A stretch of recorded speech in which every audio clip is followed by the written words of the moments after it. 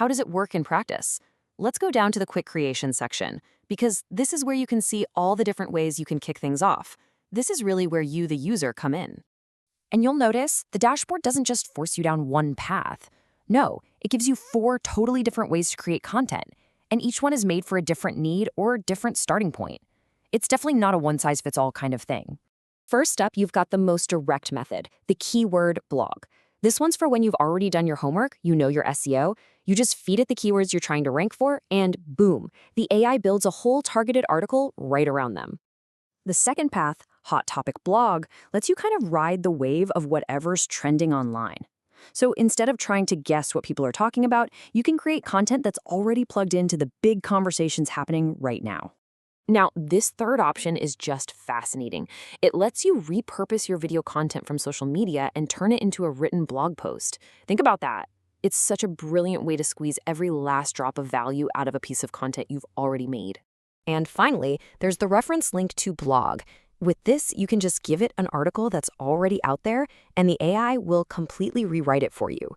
This is a great way to see what's already performing well in your space, but still end up with something totally unique and original.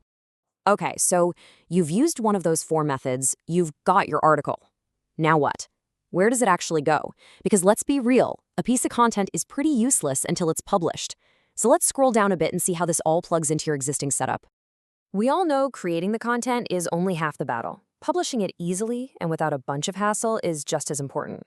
A fantastic article that's just stuck inside a dashboard, well, it doesn't really help anyone, does it? This whole section is about building a bridge, a direct connection between the AI that created the content and the places your audience actually sees it. The goal is to get rid of that tedious copy, paste, and reformat dance we all have to do. And this right here, this really shows you how flexible the tool is.